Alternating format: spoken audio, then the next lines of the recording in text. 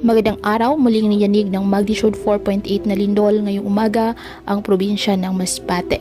Ayon sa PHIVOLTS, ngayong araw ng Biyernes, February 17, taong 2023, bandang 5:38 AM. Sa may Batuan, Masbate. Intensity 5 na itala sa may City of Masbate.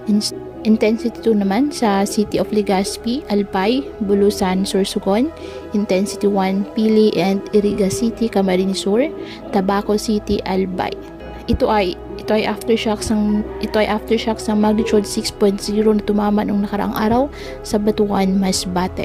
Patuloy pa rin po na pinapayuhan ng ating mga kababayan sa naturang lugar na maging maingat at maging alerto dahil sa mga posible pa din pong aftershocks.